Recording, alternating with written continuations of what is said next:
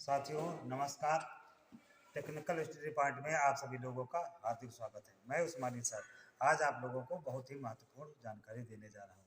जैसा कि आप लोग जानते हैं कि हमारे घरों में एक जो है पानी निकालने के लिए पंप का यूज होता है, जिसको हम सब लोग आम भाषा में समरसेबल कहते हैं। समरसेबल पंप में तो समरसेबल पंप तो ज़मीन के अंदर डाली जाती है, लेकिन उसका जो हमारा कंट्रोलर होता है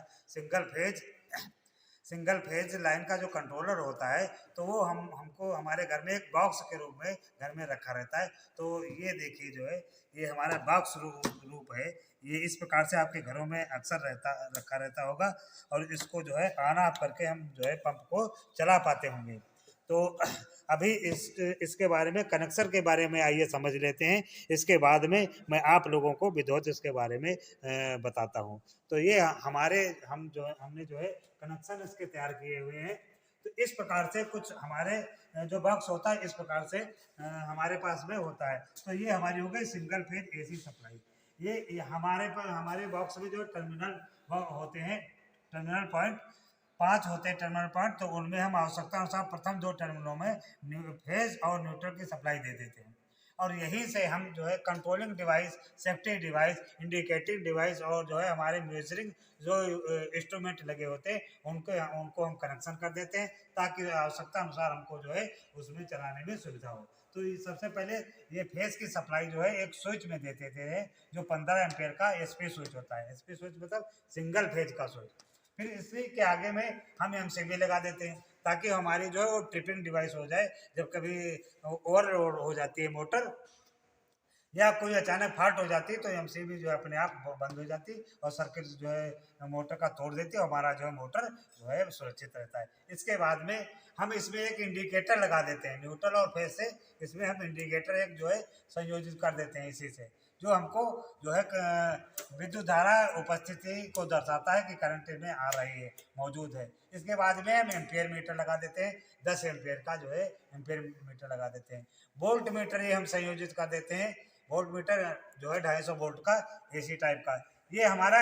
और वोल्ट मीटर में जो है सीरीज में एक हम पुश बटन लगा देते हैं। तो पुश बटन किस लिए लगाते हैं कि जैसे ही हम इसको दबाते हैं तो ये हमारा वोल्ट मीटर चालू हो जाता है, तो हमको ये ज्ञात हो जाता है कि इसमें जो है कितना वोल्टेज आ रहा है। और फिर से यहीं से सप्लाई देते हुए ये हम जो है फेज का पॉइंट यहाँ पे ले आते हैं। तो ये हमारे हो गए स्विच, और ये हमारी हो गई एमसीबी, ये हमारा हो गया एम्पियर मीटर, ये हमारा वोल्ट मीटर होगा, ये हमारा इंडिकेटर होगा, और ये हमारा जो है पुश बटन हो गया।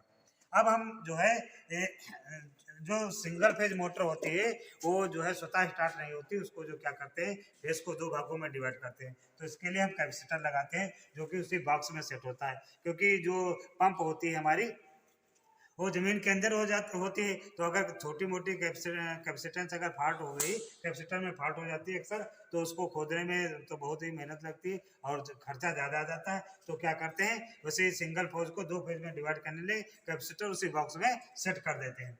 तो ये कैपेसिटर हम उसी बॉक्स में सेट कर देते हैं। 36 एमएमएफडी का माइक्रो फैरेड का कैपेसिटर जो है लगा देते हैं, इसको 2 भागों में बांट देते हैं। इस प्रकार से कनेक्शन हो गए। तो अब यहाँ पर जो है एक न्यूट्रल की सप्लाई हमारा कॉमन पॉइंट होगा, ये हमारा फेज 1 होगा, ये हमारा फेज 2 होगा। इसको हम सप्लाई लेके केबल के द्वारा जोड़ देते हैं। केबल जो है 3 कोर का ले लेते हैं, फ्लेक्सिबल केबल हो चाहे जो है 1.5 mm का जो भी है केबल हमारा, उसको लेकर के जोड़ देते हैं और उसको जो है समरसेबल से संयोजित कर देते हैं। ये हमारा समरसेबल होगा जो है जमीन के अंदर।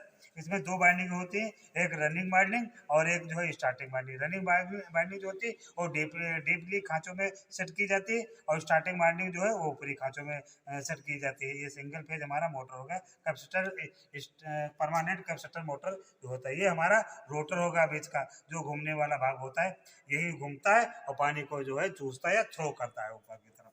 तो ये हमारा जो है इस प्रकार से कनेक्शन हो गया। आप लोग जो है कनेक्शन को कायदे से समझ गए होंगे। अगर आपके घर में बॉक्स है, अगर कहीं छोटी मोटी फाल्ट हो गई तो आराम से उसके द्वारा जो है हम जो है सुधार सकते हैं, और मरम्मत के पैसे भी बचेंगे और जो है समय भी बचेगा। तो आइए ले चलते हैं आपको बॉक्स में, और सीधे बॉक्स को दिखाते हैं कि किस प्रकार से उसमें क्या कनेक्शन है। चालू करो, चालू करो। ठीक है। चालू तो करो चालू। अरे अच्छा, तो ये हमारा हो गया बॉक्स जो है। अब इसको जो है हम ओपन करके आप लोगों को कनेक्शन विधि समझाते हैं। ये हमारा हो गया जो है वोल्ट मीटर, ये हमारा एम्पियर मीटर लगा हुआ है ये, और ये हमारी एमसीबी लगी हुई, ये हमारा जो है इंडिकेटर लगा हुआ, ये हमारा पुश बटन लगा हुआ जो वोल्ट मीटर के सीरीज में लगा हुआ ताकि वोल्टेज जो है नाप सके। ये हमारा जैसे 15 एम्पियर का स्पीड स्विच लगा है, और इसको हम खोल लेते हैं। ये हमारे हो गए कॉन्टेक्टर जो संपर्क करते हैं, जिससे ये लाइन सब आई हुई है। और ये हमारा कैपेसिटर हो गया 36 MFD का, इसी में सेट किया हुआ है। ये हमारी यहाँ से सप्लाई गई हुई है। ये हमारे स्विच को गई है सप्लाई, ये हमारी इंडिकेटर को गई है सप्लाई, ये हमारी पुश बटन को, ये एमसी है, इसको दबाने से वोल्टेज जो है प्राप्त हो जाता है, कितना वोल्टेज चल रहा है। तो ये हमारा हो गए इसके कनेक्शन। इसको आप लोग अच्छी तरीके से देख लीजिएगा और समझ लीजिएगा। उम्मीद है समझ में आ गया होगा आप लोगों के। तो हमारे टेक्निकल स्टडी पॉइंट को जो है लाइक और सब्सक्राइब कीजिएगा, और हाँ, वीडियो देखने के बाद में कमेंट कीजिएगा ताकि मैं जो है उसमें अच्छे अच्छे वीडियो आप लोगों के लिए ला सकूं। और मैं उस्मानी सर, तब तक के लिए जय हिंद जय भारत।